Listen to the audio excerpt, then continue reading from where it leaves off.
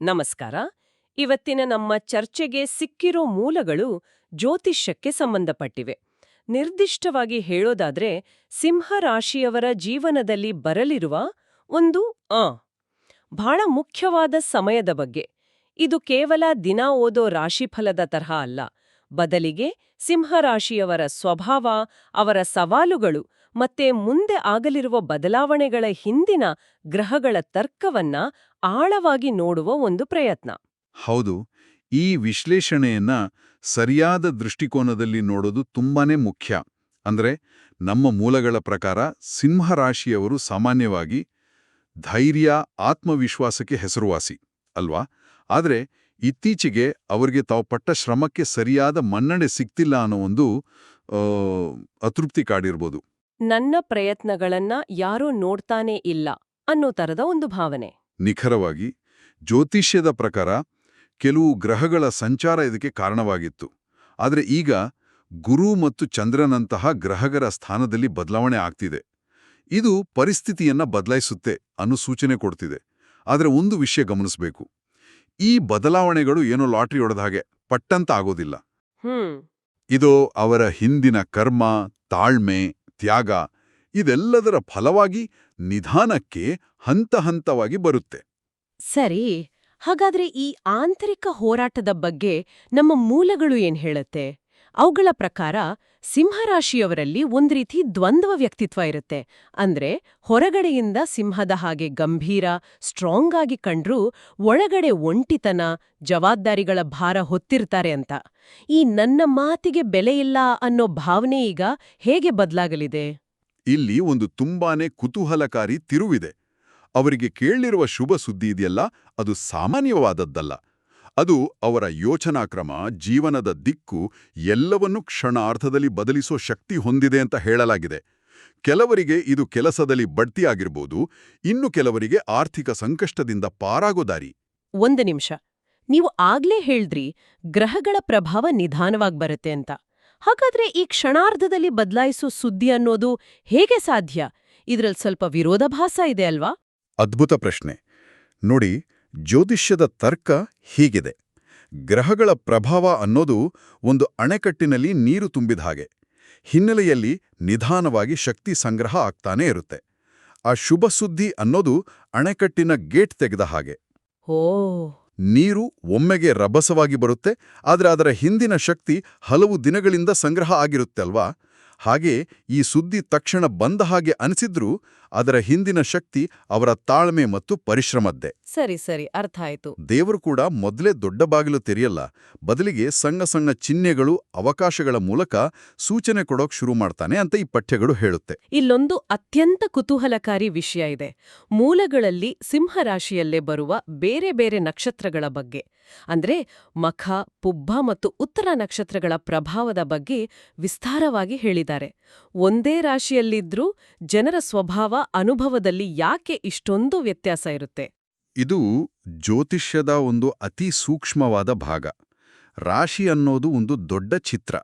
ಅಂದ್ರೆ ನಕ್ಷತ್ರಗಳು ಆ ಚಿತ್ರದೊಳಗಿನ ನಿಖರವಾದ ವಿವರಗಳು. ಇನ್ನೂ ಆಳವಾಗಿ ಹೋಗೋದಾದ್ರೆ ಪ್ರತಿಯೊಂದು ನಕ್ಷತ್ರವನ್ನ 4 ಭಾಗಗಳಾಗಿ ವಿಂಗಡಿಸ್ತಾರೆ. ಅದನ್ನೇ ಪಾದ ಅಂತ ಕರೆಯೋದು. ಪಾದಗಳು? ಹೌದು. ಒಬ್ಬ ವ್ಯಕ್ತಿಯ ಜನ್ಮ ಸಮಯ ಯಾವ ಪಾದದಲ್ಲಿ ಆಗಿರುತ್ತೆ ಅನ್ನೋದ್ರ ಮೇಲೆ ಅವರ ಸ್ವಭಾವದಲ್ಲಿ ಸಣ್ಣ ಸಣ್ಣ ವ್ಯತ್ಯಾಸಗಳು ನಿರ್ಧಾರ ಆಗುತ್ತೆ. ಇದು ರಾಶಿಯೊಳಗೆ ಝೂಮ್ ಇನ್ ಮಾಡಿದ ಹಾಗೆ. ಇದು ತುಂಬಾ ಇಂಟ್ರೆಸ್ಟಿಂಗ್ ಆಗಿದೆ. ಹಾಗಾದ್ರೆ ಈ 3 ನಕ್ಷತ್ರಗಳ ಮೂಲಭೂತ ವ್ಯತ್ಯಾಸವಾದ್ರೂ ಏನು? ಖಂಡಿತ. ನೋಡಿ, ಮಘ ನಕ್ಷತ್ರದ ಆಡಳಿತ ದೇವತೆ ಪಿತೃಗಳು, ಅಂದ್ರೆ ನಮ್ಮ ಪೂರ್ವಜರು. ಹಾಗಾಗಿ ಈ ನಕ್ಷತ್ರದಲ್ಲಿ ಜನಿಸಿದವರಲ್ಲಿ ಒಂದು ಸಹಜ ನಾಯಕತ್ವ, ಪರಂಪರೆಯ ಬಗ್ಗೆ ಗೌರವ ಮತ್ತೆ ಜವಾಬ್ದಾರಿ ಹೆಚ್ಚಾಗಿರುತ್ತೆ ಅಂತ ಮೂಲಗಳು ಹೇಳುತ್ತೆ. ಹಾಗಾದ್ರೆ ಪುಬ್ಬ ನಕ್ಷತ್ರ ಅದು ಇದಕ್ಕೆ ಹೇಗೆ ಭಿನ್ನ? ಪುಬ್ಬ ನಕ್ಷತ್ರದ ಆಡಳಿತ ದೇವತೆ ಭಗ, ಅಂದ್ರೆ ಅದೃಷ್ಟ ಮತ್ತು ಭೋಗವನ್ನು ಕೊಡೋ ದೇವತೆ. ಹಾಗಾಗಿ ಇವರಲ್ಲಿ ಕಲೆ, ಸೌಂದರ್ಯ, ಐಷಾರಾಮಿ ಜೀವನದ ಕಡೆಗೆ ಒಲವು ಜಾಸ್ತಿ. ಅವರ ವ್ಯಕ್ತಿತ್ವದಲ್ಲಿ ಒಂದು ರೀತಿ ಆಕರ್ಷಣೆ ಇರುತ್ತೆ. ಇನ್ನು ಉತ್ತರ ನಕ್ಷತ್ರದ ಮೊದಲ ಪಾದ ಸಿಂಹರಾಶಿಗೆ ಸೇರಿದ್ದು. ಇದರ ದೇವತೆ ಆರ್ಯಮ, ಅಂದರೆ ನಿಯಮ ಮತ್ತು ಶಿಸ್ತಿನ ದೇವತೆ. ಅಂದ್ರೆ ಇವರು ಹೆಚ್ಚು ಬ್ಯಾಲೆನ್ಸ್ ಆಗಿರ್ತಾರಾ? ನಿಖರವಾಗಿ ಮಖದವರ ಗಾಂಭೀರ್ಯ ಮತ್ತು ಪುಬ್ಬದವರ ಸಾಮಾಜಿಕತೆ ನಡುವೆ ಒಂದು ಸಮತೋಲನ ಸಾಧಿಸ್ತಾರೆ. ಶಿಸ್ತು, ಸ್ಥಿರ ಯಶಸ್ಸಿನ ಕಡೆಗೆ ಹೆಚ್ಚು ಗಮನ ಕೊಡ್ತಾರೆ. ನೋಡಿ, ಈ ರೀತಿ ವಿವರಿಸಿದಾಗ ಒಂದೇ ರಾಶಿಯೊಳಗಿನ ವೈವಿಧ್ಯತೆ ಚೆನ್ನಾಗಿ ಅರ್ಥವಾಗುತ್ತೆ. ಹಾಗಾದ್ರೆ ಈ ಎಲ್ಲಾ ಬೇರೆ ಬೇರೆ ಗುಣಗಳು ಅಂದ್ರೆ ಒಬ್ಬರ ನಾಯಕತ್ವ, ಇನ್ನೊಬ್ಬರ ಕಲಾತ್ಮಕತೆ, ಇವೆಲ್ಲ ಮುಂದೆ ಅವರ ಶಕ್ತಿಯಾಗಿ ಹೇಗೆ ಬದಲಾಗತ್ತೆ? ಇಲ್ಲಿಯೇ ಗ್ರಹಗಳ ಸಂಚಾರದ ಪಾತ್ರ ಬರೋದು. ಈ ಎಲ್ಲಾ ಗುಣಗಳು ಸುಪ್ತವಾಗಿದ್ರೂ ಗ್ರಹಗಳ ಸಂಚಾರ ಅನುಕೂಲಕರವಾದಾಗ ಅವು ಜಾಗೃತಗೊಳ್ಳುತ್ತೆ. ಅವರ ಸಹಜ ಸ್ವಭಾವಕ್ಕೆ ಸರಿಹೊಂದುವ ಅವಕಾಶಗಳು ಸಿಗೋಕೆ ಶುರುವಾಗುತ್ತೆ. ಒಬ್ಬ ನಾಯಕನಿಗೆ ತಂಡ ಮುನ್ನಡೆಸುವ ಅವಕಾಶ ಸಿಗ್ಬೋದು, ಕಲಾವಿದನಿಗೆ ವೇದಿಕೆ ಸಿಗ್ಬೋದು, ಆ ರೀತಿ. ಸರಿ, ಈಗ ಆ ಗ್ರಹಗಳ ಪ್ರಭಾವದ ಬಗ್ಗೆ ನೇರವಾಗಿ ಮಾತಾಡೋಣ. 6ನೇ ಮನೆಯಲ್ಲಿ ಸೂರ್ಯ ಮತ್ತು ಮಂಗಳನ ಸಂಯೋಗದ ಬಗ್ಗೆ ಮೂಲಗಳಲ್ಲಿ ವಿಶೇಷವಾಗಿ ಹೇಳಿದ್ದಾರೆ. 6ನೇ ಮನೆ ಅಂದ್ರೆ ಸಾಮಾನ್ಯವಾಗಿ ಶತ್ರುಗಳು, ಸಾಲ, ಸ್ಪರ್ಧೆ ಈ ತರದ ವಿಷಯಗಳು ಅಲ್ವಾ? ಇದನ್ನ ಹೇಗರ್ಥ ಮಾಡ್ಕೊಳ್ಳೋದು? ಹೌದು, 6ನೇ ಮನೆ ಸವಾಲುಗಳನ್ನ ಪ್ರತಿನಿಧಿಸುತ್ತೆ, ಆದರೆ ಅದು ಸೇವೆ ಮತ್ತು ದೈನಂದಿನ ಜವಾಬ್ದಾರಿಗಳ ಮನೆಯೂ ಹೌದು. ಅಲ್ಲಿ ರಾಷ್ಟ್ರಾಧಿಪತಿಯಾದ ಸೂರ್ಯ ಮತ್ತು ಧೈರ್ಯಕಾರಕನಾದ ಮಂಗಳ ಒಟ್ಟಿಗೆ ಇರೋದು. ಒಂದು ನಿಮಿಷ, ರಾಶ್ಯಾಧಿಪತಿ ಮತ್ತು ಧೈರ್ಯಕಾರಕ ಅಂದ್ರೆ ಜ್ಯೋತಿಷ್ಯದಲ್ಲಿ ಸೂರ್ಯ ಯಾವಾಗ್ಲೂ ಸಿಂಹರಾಶಿಯ ಅಧಿಪತಿನಾ? ಹೌದು, ಪ್ರತಿ ರಾಶಿಗೂ ಒಬ್ಬ ಅಧಿಪತಿ ಗ್ರಹ ಇರುತ್ತಾನೆ. ಸಿಂಹಕ್ಕೆ ಅದು ಸೂರ್ಯ. ಅದೇ ರೀತಿ ಮಂಗಳ ಗ್ರಹವನ್ನ ಧೈರ್ಯ, ಶಕ್ತಿ, ಹೋರಾಟದ ಸಂಕೇತವಾಗಿ ನೋಡಲಾಗುತ್ತೆ. ಹಾಗಾಗಿ ರಾಷ್ಟ್ರ ಅಧಿಪತಿ ಅಂದ್ರೆ ರಾಜ ಮತ್ತು ಸೇನಾಧಿಪತಿ ಅಂದ್ರೆ ಮಂಗಳ. ಇಬ್ಬರು ಸವಾಲುಗಳ ಮನೆಯಲ್ಲಿ ಒಟ್ಟಿಗೆ ಇರೋದು ಯುದ್ಧ ಮತ್ತು ವಿಜಯ ಎರಡನ್ನೂ ಸೂಚಿಸುತ್ತೆ. ಇದರರ್ಥ ಇದು ಹಿಂದೆ ಸರಿಯೋ ಸಮಯ ಅಲ್ಲ, ಬದಲಿಗೆ ಸಮಸ್ಯೆಗಳನ್ನ ಧೈರ್ಯದಿಂದ ಎದುರಿಸಿ ಗೆಲ್ಲೋ ಸಮಯ ಅಂತ ಈ ಪಠ್ಯಗಳು ಹೇಳುತ್ತೆ.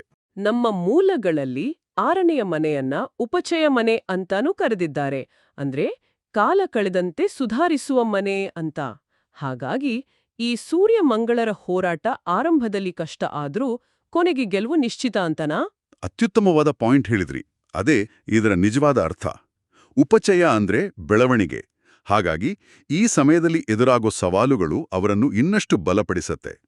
ಹಿಂದೆ ಯಾರಾದರೂ ಅನ್ಯಾಯ ಮಾಡಿದಾಗ ಸುಮ್ಮನ ಇದ್ರೂ ಸಹ ಈಗ ಆ ಮೌನ ಮುರಿದು ತಮ್ಮ ಹಕ್ಕುಗಳಿಗಾಗಿ ನಿಲ್ಲೋ ಒಂದು ಆಂತರಿಕ ಶಕ್ತಿ ಬರುತ್ತೆ. ಇದು ಕೇಳೋಕೆ ತುಂಬಾನೇ ಧೈರ್ಯ ಕೊಡುತ್ತೆ. ಈಗ ಇನ್ನೊಂದು ಮುಖ್ಯವಾದ ಅಂಶ ಚಂದ್ರನ ಸಂಚಾರ. ಚಂದ್ರ ಮನಸ್ಸಿನ ಮೇಲೆ ನೇರ ಪ್ರಭಾವ ಬೀರೋದ್ರಿಂದ ಅವನ ಸಂಚಾರ ಸಿಂಹರಾಶಿಯವಳ ದೈನಂದಿನ ಅನುಭವಗಳನ್ನ ಹೇಗೆ ರೂಪಿಸುತ್ತೆ? ಈ ಚಂದ್ರನ ಸಂಚಾರವನ್ನ ಒಂದು ಮಾನಸಿಕ ಪಯಣದ ಹಾಗೆ ವಿವರಿಸಿದ್ದಾರೆ. ಆರಂಭದಲ್ಲಿ ಚಂದ್ರ ವೃತ್ತಿ ಮತ್ತು ಜವಾಬ್ದಾರಿಯ ಮನೆಯಲ್ಲಿ ಸಂಚರಿಸುತ್ತಾನೆ. ಆಗ ಗಮನವೆಲ್ಲ ಕೆಲಸದ ಮೇಲಿರುತ್ತೆ. ನಂತರ ಚಂದ್ರ ಲಾಭದ ಮನೆಗೆ ಬಂದಾಗ ಅದು ಅತ್ಯಂತ ಅನುಕೂಲಕರ ಸಮಯ. ಲಾಭದ ಮನೆ ಅಂದ್ರೆ ಆ ಸಮಯದಲ್ಲಿ ಅವರು ಯಾರ ಜೊತೆ ಮಾತಾಡಿದ್ರೂ ಅವರ ಮಾತಿಗೆ ಬೆಲೆ ಸಿಗುತ್ತೆ. ಸಹೋದ್ಯೋಗಿಗಳಿಂದ ಬೆಂಬಲ, ಹಣಕಾಸಿನ ವಿಚಾರದಲ್ಲಿ ಒಳ್ಳೆ ಸುದ್ದಿ, ಹೀಗೆ ಎಲ್ಲವೂ ಸಕಾರಾತ್ಮಕವಾಗಿರುತ್ತೆ. ಆದ್ರೆ ಮೂಲೆಗಳ ಪ್ರಕಾರ ಇದು ಯಾವಾಗ್ಲೂ ಹೀಗೆ ಇರಲ್ಲ. ನಂತರ ಒಂದು ಒಳಮುಖ ಪಯಣದ ಹಂತಾನೂ ಬರುತ್ತೆ ಅಲ್ವಾ? ಆ ಸಮಯದಲ್ಲಿ ಚಿಂತೆ, ಖರ್ಚಿಗಳ ಬಗ್ಗೆ ಯೋಚನೆ, ಭವಿಷ್ಯದ ಯೋಜನೆಗಳು, ಇದೊಂದು ರೀತಿ ಒತ್ತಡದ ಸಮಯದ ತರಹ ಅಲ್ವಾ? ಹೌದು, ಮೇಲ್ನೋಟಕ್ಕೆ ಹಾಗೆ ಕಾಣುತ್ತೆ. ಆದರೆ ಜ್ಯೋತಿಷ್ಯದ ಪ್ರಕಾರ ಇದು ತುಂಬಾನೇ ಅಗತ್ಯವಾದ ಹಂತ. ಇದನ್ನು ಒಂದು ರೀತಿ ರೀಚಾರ್ಜ್ ಸಮಯ ಅನ್ನಬಹುದು. ಹೊರಗಿನ ಗದ್ದಲ ಕಡಿಮೆಯಾಗಿ ಒಳಗಿನ ಆಲೋಚನೆಗಳು ಹೆಚ್ಚಾಗೋ ಸಮಯ.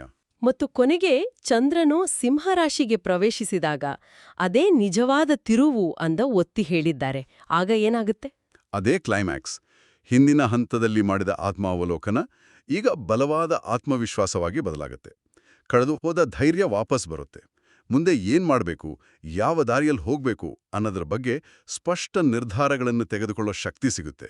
ಇದು ಜೀವನದಲ್ಲಿ ಒಂದು ಹೊಸ ಅಧ್ಯಾಯದ ಆರಂಭದ ಸಂಕೇತ. ಹಾಗಾದ್ರೆ ಇದರ ಒಟ್ಟು ಅರ್ಥವೇನು? ಯಶಸ್ಸು ಹತ್ತಿರ ಬರ್ತಿದ್ದಾಗೆ ಮೂಲಗಳಲ್ಲಿ ಅಸೂಯೆ ಮತ್ತು ದೃಷ್ಟಿದೋಷ ಬಗ್ಗೆ ಒಂದು ಎಚ್ಚರಿಕೆ ಕೊಟ್ಟಿದ್ದಾರೆ. ಇದನ್ನ ಕೆಲವರು ಮೂಢನಂಬಿಕೆ ಅಂತಾರೆ. ನಮ್ಮ ಮೂಲಗಳಲ್ಲಿ ಇದರ ಬಗ್ಗೆ ಏನಾದ್ರೂ ಮನೋವೈಜ್ಞಾನಿಕ ವಿವರಣೆ ಇದೆಯಾ? ಇದು ಬಹಳ ಮುಖ್ಯವಾದ ಪ್ರಶ್ನೆ. ಈ ದೃಷ್ಟಿದೋಷವನ್ನ ನಾವು ಕೇವಲ ಮಾಟಮಂತ್ರ ಅಂತ ನೋಡ್ಬೇಕಾಗಿಲ್ಲ. ಇದರ ಹಿಂದೆ ಒಂದು ಪ್ರಾಕ್ಟಿಕಲ್ ಮತ್ತು ಸೈಕಲಾಜಿಕಲ್ ತರ್ಕ ಇದೆ. ನಮ್ಗೆ ಒಳ್ಳೇದಾಗೋಕ್ ಶುರುವಾದಾಗ ನಮ್ಮ ಸಂತೋಷವನ್ನ ನಾವೆಲ್ಲರ ಜೊತೆ ಹಂಚ್ಕೊಳ್ತೀವಲ್ವಾ? ಹೌದು, ಸಹಜವಾಗಿ. ಆದ್ರೆ ಎಲ್ರೂ ಅದರಿಂದ ಖುಷಿ ಪಡ್ತಾರೆ ಅಂತ ಹೇಳೋಕ್ಕಾಗಲ್ಲ. ಕೆಲವರ ಅಸೂಯೆ, ಹೊಗಳಿಕೆ ಅಥವಾ ನಿರೀಕ್ಷೆಗಳು ನಮ್ಮ ಮೇಲೆ ಒಂದು ರೀತಿ ಮಾನಸಿಕ ಒತ್ತಡವನ್ನು ಸೃಷ್ಟಿಸಬಹುದು. ಆ ನಕಾರಾತ್ಮಕ ಶಕ್ತಿಯೇ ದೃಷ್ಟಿದೋಷ. ಅಂದ್ರೆ ಇದು ನಮ್ಮ ಶಕ್ತಿಯನ್ನ ನಾವೇ ರಕ್ಷಿಸಿಕೊಳ್ಳೋ ಒಂದು ಮಾರ್ಗ. ಹಾಗಾದ್ರೆ ಇದಕ್ಕೇನು ಪರಿಹಾರ? ಪರಿಹಾರಗಳು ತುಂಬಾನೇ ಸರಳ.